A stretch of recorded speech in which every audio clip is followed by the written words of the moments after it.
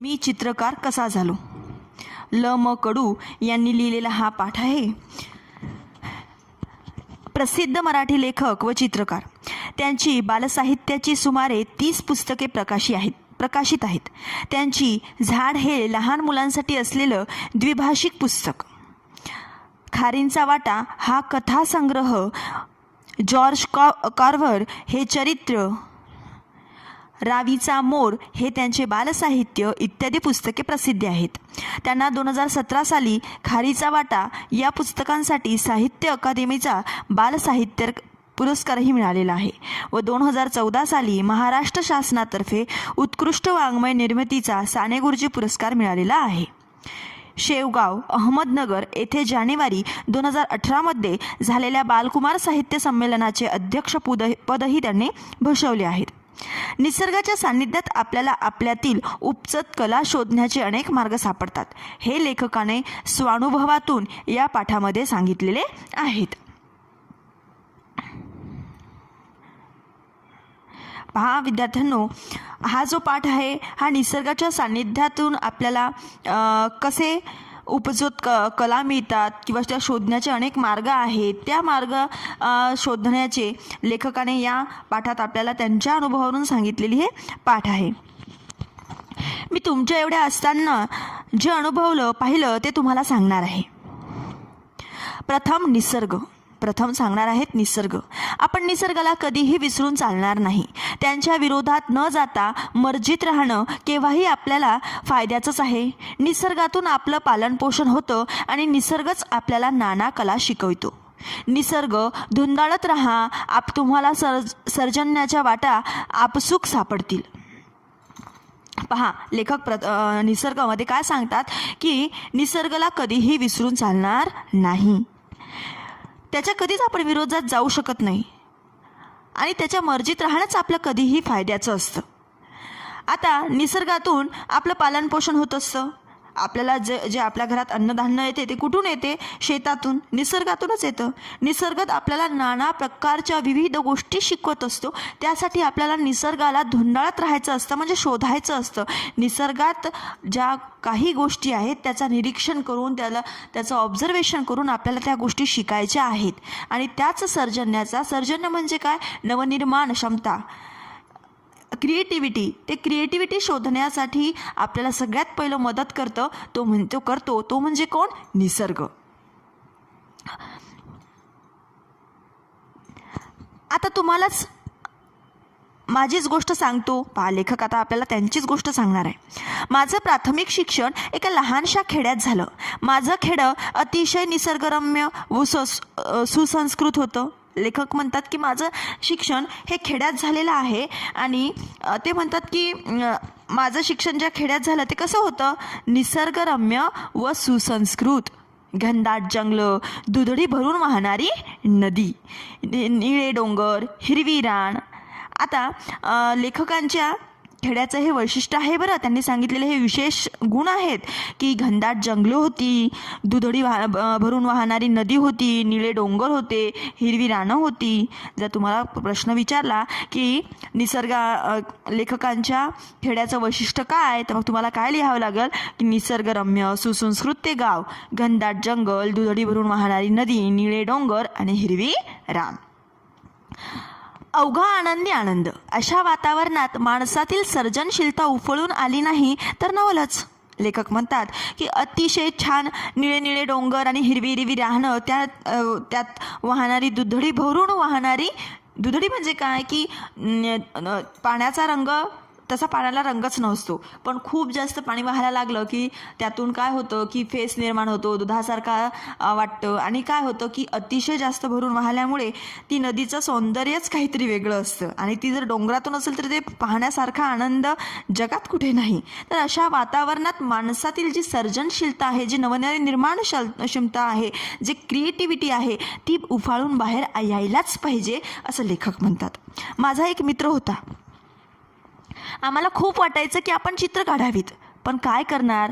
आमच्याकडे कसलीच साधनं नव्हती. पेन्सिल, रंग, ब्रश हे तर सोडाच, साधा कागदही नव्हता.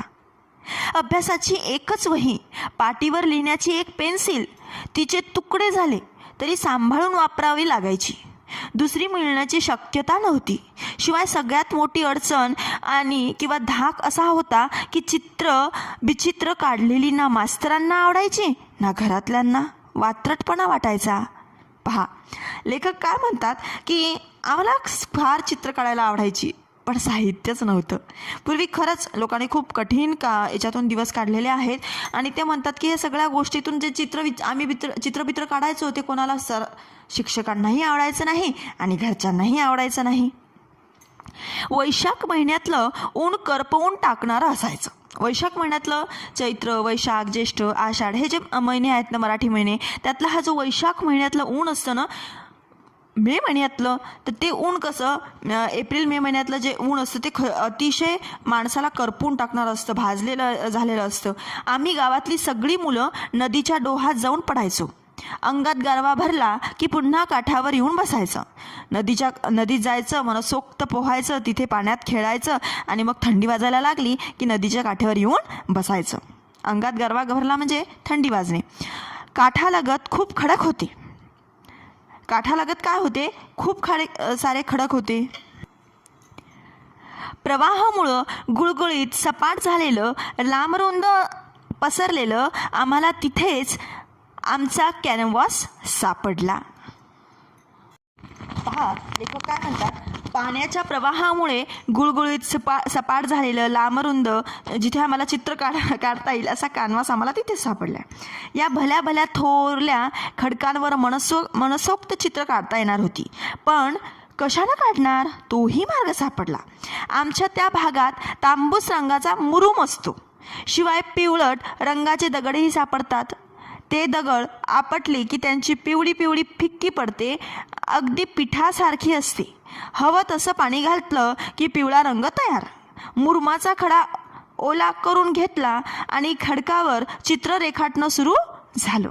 पहा, लेखक म्हणतात की खडकावर मनसोक्त चित्र काढायची होती आता, आणि लिहायचं कसं नाही तर तांबूस रंगाचा मुरूम आणि पिवळट रंगाचा दगड ज्याचा पीठ करून जो पाण्यात टाकून त्याचा रंग तयार झाला होता.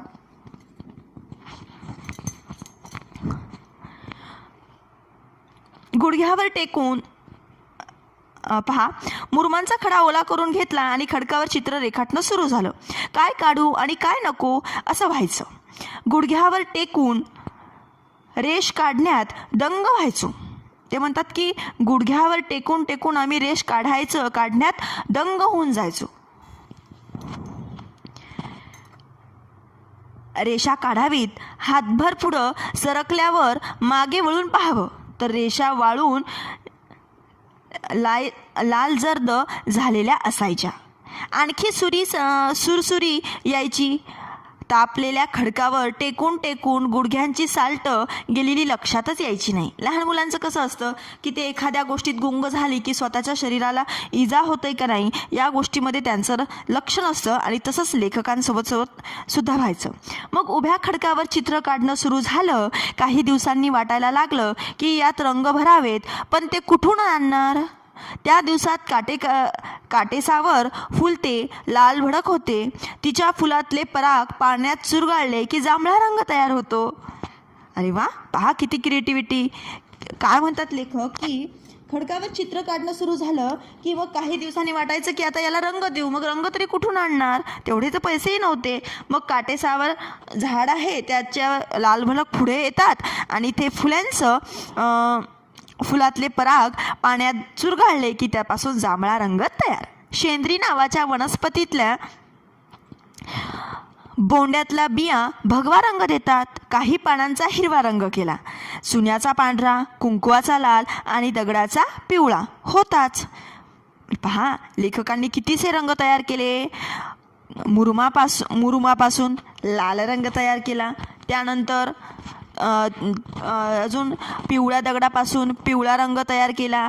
त्यानंतर आपण पाहिलं की काटेसारीच्या झाडाच्या जे परागकण आहे त्यापासून जांभळा रंग तयार केला. नंतर शेंद्री नावाच्या वनस्पतीतल्या बिया तयार केला की भगवा रंग तयार केला. पानाचा हिरवा रंग तयार केला. चुन्याचा पांढरा रंग, कुंकवाचा लाल आणि दगडाचा पिवळा. बांबूची कोवळी काढी घेऊन पुढचं टोक ठेचलं की त्यांचा ब्रश करायचा. म्हणजे काय, तुम्हाला या पाठातून हे समजत असेल का की आपल्याला सगळ्या गोष्टी मिळतात तर आपण क्रिएटिव्हिटी करतच नाही. आपण काय करू की हां, माझ्याकडे हा रंग नाही आहे, मला हा रंग हवा आहे, तो दुकानात जाऊन विकत घेऊ. पण खरी मजा तर लेखकांनी अनुभवलेली आहे. या पूर्ण पाठात जर आपण आतापर्यंत पाहिलेल्या पाठात लेखकांनी सगळं निसर्गातून निर्माण केलेला खडू होता, ब्रश होता. ब्रशसुद्धा त्यांनी कसा तयार केला होता की बांबूची कवळी काडी घ्यायची, त्याचं पुढचं टोक ठेचायचं आणि ब्रश तयार. किती छान अनुभव ना. आणि स्वतः निर्माण केलेल्या गोष्टीतून चित्र काढण्याचा आनंद अतिशय. तहान भूक हरपून आम्ही दगडावरची चित्र रंगत बसायचो. नजर जाईल तिथपर्यंत चित्र. थोड्या दिवसांनी पाऊस यायचा, नदी वाहायला लागायची, आमची चित्र नदीच्या पोटात गडप व्हायची. पहा किती सुंदर वाक्यामध्ये लेखकांनी सांगितलं की काही दिवसांनी पाऊस यायचा, पावसाने ते चित्र धुवून जायची. ते असे म्हणाले नाहीत की ते पावसाने आम्ही इतक्या मेहनतीने रंग स्वतः तयार करून, ब्रश करू स्वतः तयार करून, खडू स्वतः तयार करून तयार केलेली चित्रे पावसाने धुवून गेलीत म्हणून मी निराश झालो असे म्हणालेत का? ते नाहीत. उलट लेखक म्हणतात की आमची चित्र नदीच्या पोटात गडप व्हायची, म्हणजे नदीच्या आतमध्ये ती चित्रे जायची. मी जे काही व्यक्तिगत सांगतो आहे ते एक उदाहरण आहे. निसर्ग किती परीने आपल्याला देत असतो ते लक्षात येईल. मला इतकेच म्हणायचे आहे की साधन नाहीत म्हणून अडून बसायचं कारण नाही. तुमच्या इच्छा तीव्र असतील तर साधनाशिवाय साधना करता येते. खरंच हा पाठ खूप छान पद्धतीने लेखकांनी सांगितलेला आहे.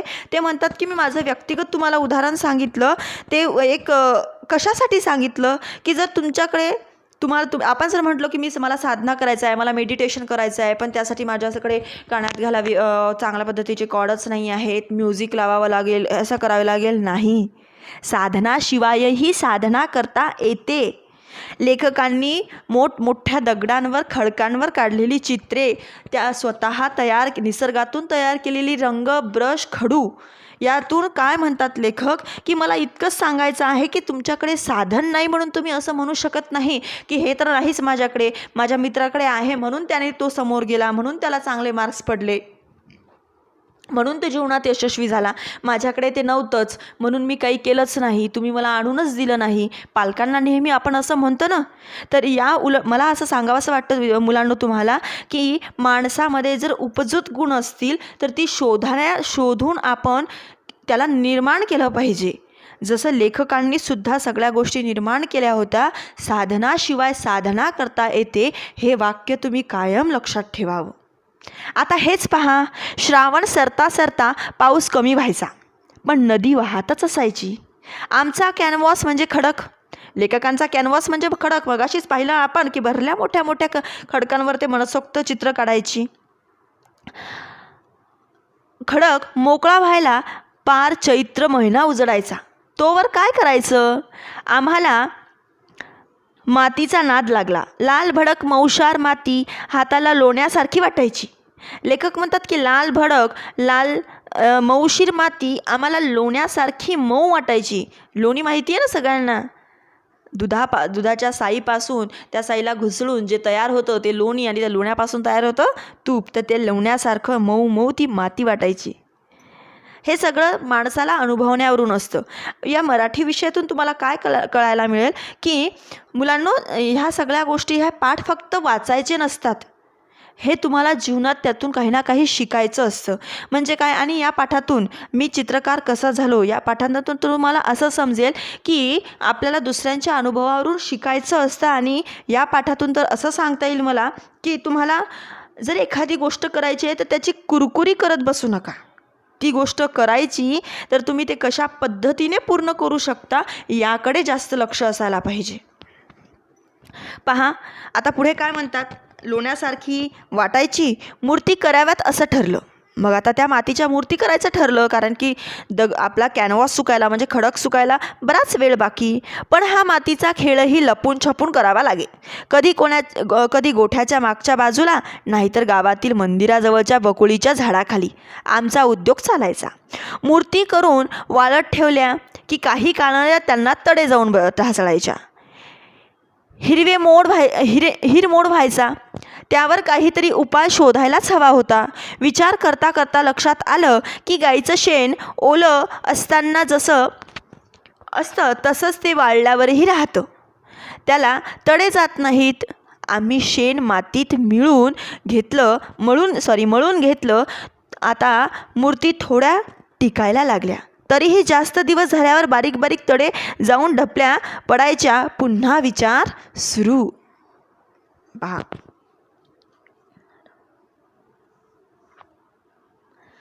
इथे लेखक काय म्हणतात की मग एवढ्या दिवसात काय करायचं. खडक जोपर्यंत आपल्याला कॅनव्हाससारखा मिळत नाही तोपर्यंत ते म्हणत की आम्ही माती घ्यायचो. त्या माती छानपैकी लेखक त्यापासून मूर्ती बनवायच्या. आणि हे कुठे बनवायचे रे मुलांनो, तर ते म्हणायच्या की कोणाच्या तरी गोठ्यात, नाही तर मंदिराजवळ बकुळीचं झाड होतं. कारण की घरच्यांच्या लपून ह्या सगळ्या गोष्टी कराव्या लागायच्या.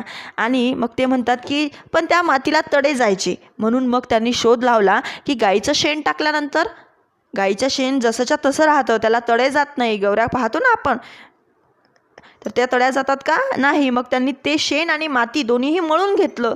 पण तरीही काही दिवसांनी मात्र त्याला बारीक बारीक पुन्हा भेगा पडायच्याच. आमच्या गावात आठवडी बाजार भरायचा. माधू आयते कपडे विकायला यायच्या. सगळा डोंगर भाग फक्त पायवाटा. तो आपला माल घोड्यावर लादून आणायचा. नाद्रुकीची झाडांची दाट सावली पडायची. तो झाडाच्या मुळीला घोडा बांधून ठेवायचा. आम्हाला घोड्याची लीद दिसली. लीद म्हणजे घोड्याचं शेण. मग त्यात बरेच धागे दिसत होते. हे धागे माती भरून ठेवतील असा विचार करून आम्ही तो प्रयोग केला. आता आमच्या मूर्तींना बिलकुल तडे जात नव्हते. केवढा आनंद झाला हे मला शब्दात सांगता येणार नाही. मी माध्यमिक शाळेत असताना आर्किमिडीज या शास्त्राचा धडा वाचला.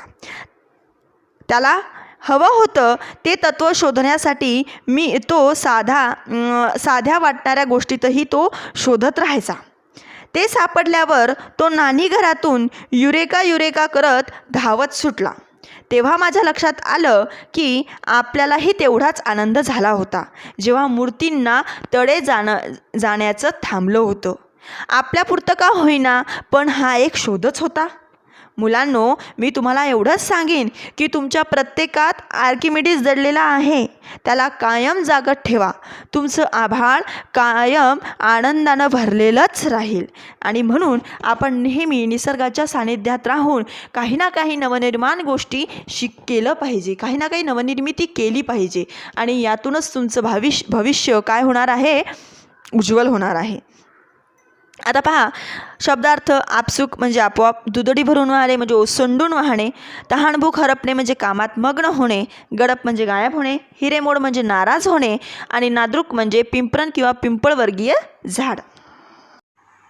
माझ्या पुढील व्हिडिओसाठी तुम्हाला माझा चॅनल सबस्क्राईब करायचा आहे, लाईक नक्की करायचे आहे आणि शेअरसुद्धा करायचा आहे.